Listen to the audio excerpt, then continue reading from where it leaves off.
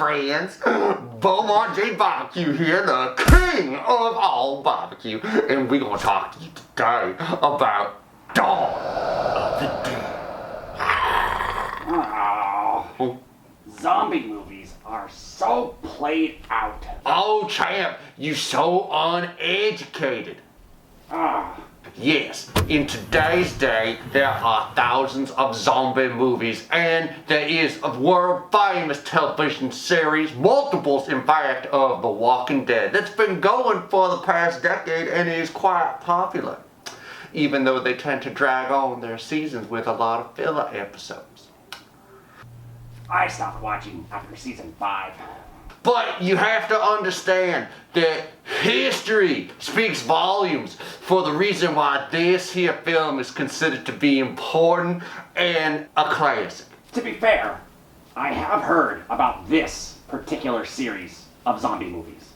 They say it's like a melting pot of genre. It's one of the best horror, suspense, action, comedies. Plus, I have heard that this series makes sociological points. Dawn of the Dead is made by George Romero, and it is his follow-up to his 1960s film, Night of the Living Dead. It is so compelling. You see, his vision for zombie apocalypse, it heretofore unbeknownst to people and never seen before these films. And everybody used his films as the jumping off point for theirs. So, George Romero is the godfather of zombies. Now, Dawn of the Dead, it was made 10 years after Night of the Living Dead. 1978, a strange time. Jaws and The Godfather had just come out, and Star Wars taking the world by storm. And then George Romero says, we need zombies to put the icing on top of this here cake of feature film wonder. And this movie is like the Mona Lisa of zombie flicks. A zombie masterpiece, if you will. It started off with like all these gang members shooting up the place, and one of them, I swear, is in blackface. I could be wrong, and excuse me if I am, mean no disrespect, but every time I see it, I'm like, that skin looks painted on. I'm just not so sure it's real. The cops are trying to stop these criminals, but it's just that amongst the criminals, there are also zombies. Like, this is something that everybody understands has been happening. The zombies are here. The dead walk. And this one cop goes absolutely apeshit and just starts shooting people, random civilians in their apartments, and it has another special effect where he shotgun blows this dude's head off. Holy crap on a stick! Oh damn, did you see that effect? And he opens up a door that has zombies in it, and then they have to take him out. They have to fight the zombies, and this one young rookie cop just can't handle what he's seeing anymore, and he kills himself. And we meet one of our leads, Roger. And then Roger, he meets our other lead, Peter. Peter, my favorite. Both are members of the SWAT team. A priest that have crutch for a leg come out, and he say there's a whole horde of dead zones in the basement. So Peter and Roger go down there, and it's pretty grim. It basically showing that it's not fun to live in this zombie world. It lends the gravitas to the picture that killing these zombies, you have to have a heart even in the world of the zombie apocalypse. Okay, that's what they're showing here, especially when Peter be blowing their brain down. Roger and Peter, they meet up with Flyboy and Francine, because they look like they're going to be homies. And Flyboy and Francine in a relationship, and they have a helicopter, and that's why he's Flyboy. Thanks for clearing that up. Flyboy can't shoot worth a lick, okay? And every time he tries, he shoot up the zombies like 20 times in the body. And Flyboy almost hit Peter when he tried to shoot a zombie. And Peter yelled at him and said, how you like it? How you like it with a gun before that even now? I'm trying to teach you a lesson about being responsible and don't just shoot wildly. Flyboy, stick to what you do best, okay? Rotoring them helicopters. Then they find a shopping mall and they're like, the modern day sanctuary. We can make this our castle. And they land on the roof and go in, and there's zombies in there, but they fortify the place, okay? And they take out this zombie and that, and they try to get their bearings, and it seems like this could be a place to catch their breath for just a while. There is forever this social commentary theme. In parts of America's past, malls were a big deal. Not so much now. Now it's more like Amazon, and the zombie of the movie is supposed to reflect the humanity of us, where we're like zombies shopping in the mall, just walking around, shopping, just brainless. A social commentary on rampant consumerism and how we purchase things we don't need with money we don't have. Deep.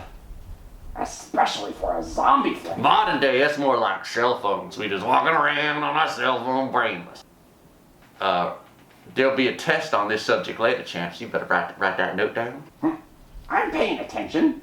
The zombies in the mall are a visceral social metaphor that mindless consumerism is more alive than ever. I got it. So once it's decided upon that they're going to stay in the mall for the time being, they decide to block up the mall entrances. Peter and, what's his name? Ralphie? You mean Roger? Roger! They go and get these big ass trucks and they block up the entrances, and Roger kind of losing his stuff, man. He kind of getting a little whacked. It could be stress. It could be the fact that he's seen so many people die and it's becoming routine, just blow out the brains of the reanimated dead. So he getting a little bent. Now you straight. Basically, Roger have a close encounter with a zombie where he almost died, and then he just become reckless as a mofo as a result. He start to lose it. And then he say my favorite line in the whole movie, Champ, you know what it is? Die, zombie, die. We got this, man. We got this by the ass. We got this, man. We got this by the ass. I swear my gosh. We got this by the ass. Every time I'm about to do something good in life, like check out from the shopping store, or like I hit Dorothy in the face, I'm just like, we got this, man. We got this by the ass.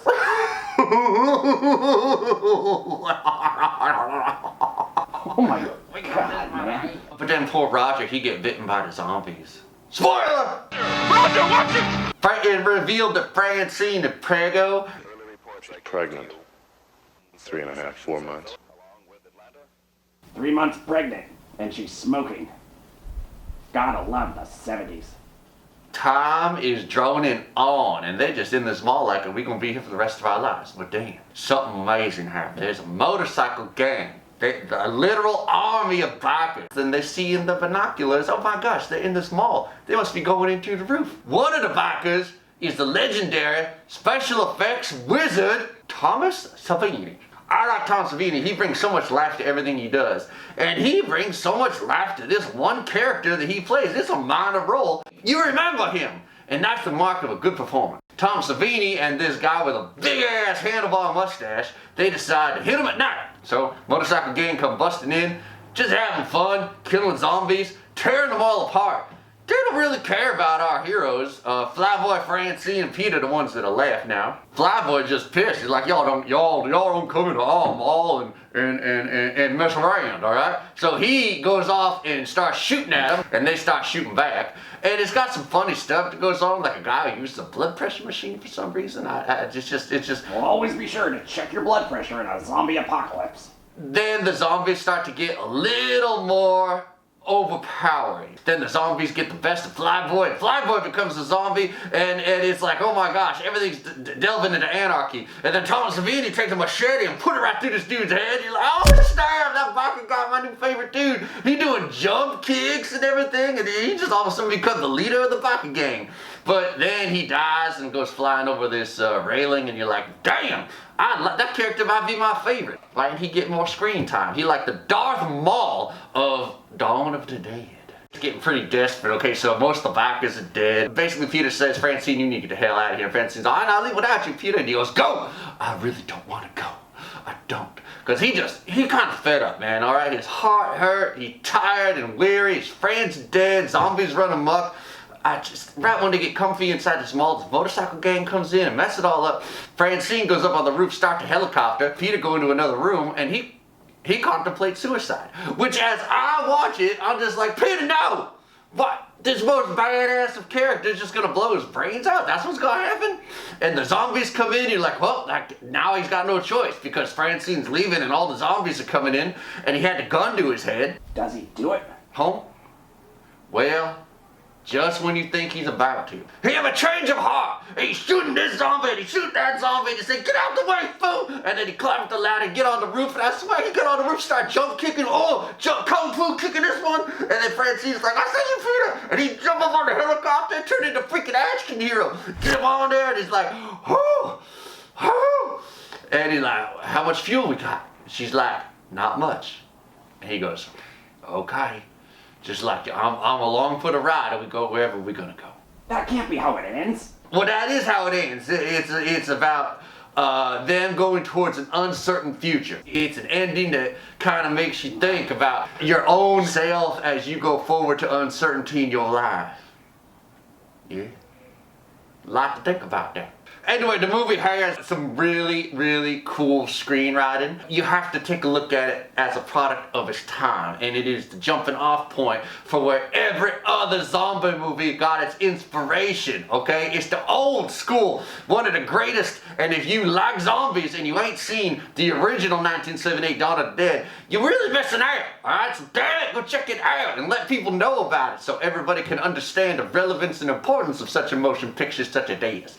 The thing also is there's a remake, okay? Zachariah Snyder made a remake of Dawn of the Dead, circa 2004, I believe, and it kicks freaking ass. So they're both really, really good, okay? It's one of the remakes that I love. And if you like the 1978 Dawn of the Dead, check out the 2004 remake. And if you've seen the 2004 remake Dawn of the Dead, check out the 1978 original, because all of them really freaking cool. So Dawn of the Dead. Thanks for watching. Check it out.